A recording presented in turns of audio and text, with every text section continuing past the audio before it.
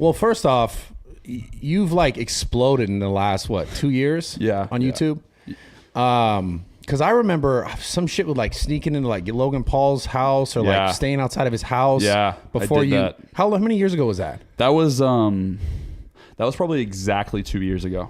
Yeah, that was probably exactly 2 years ago. That's when shit started to pick up for you? Yes, 100%. Because that's when I saw you, and I was like, I remember being like, who the fuck is this kid? Yeah, how did you feel off the rip at that? I was like, you're creative as fuck. When I first saw the stuff you were doing, I was like, oh, this kid's smart. Hell yeah. Straight up. That's awesome. I obviously, you never know how well someone's going to do until like they start to do it. Yeah. But you've like fucking exploded. And I made that joke about the sex dungeon because like I was going to get into this.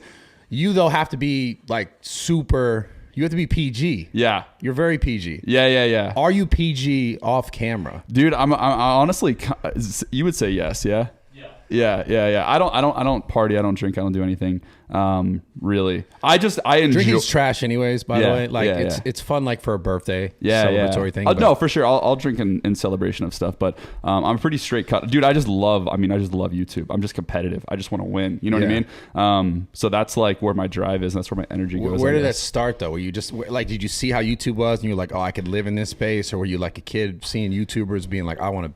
Dude, I mean, yeah. I mean, since I was a little kid, I've wanted to be a YouTuber since I was in 5th grade. When YouTube first came out, I saw my friend upload a video to YouTube, and I was like... So wait, how old are you? I was in 5th grade, so what, you like 9 or 10? How old are you right now? I'm 25 right now, so it was like a decade ago.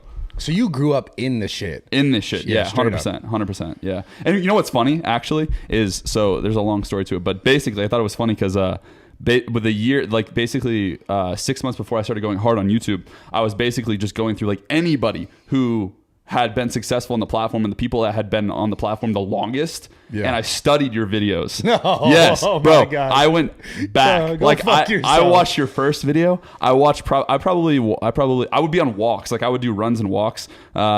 And I was actually on 75 hard. So I did 75 hard for a full year. And I did a bunch of runs, a bunch of walks because of that. And I would just listen and watch through your videos and take notes. What were you learning? What do you mean? Were so trash, dude. No, but you look at what you've done. There's something to it. You know what I mean? I would just talk though. I would talk and I would just share stuff. Yeah, but that's the magic right there is what you're talking about. Because like old YouTube especially, like I think what's cool about you is you have so many videos during when YouTube was a place where it was more like...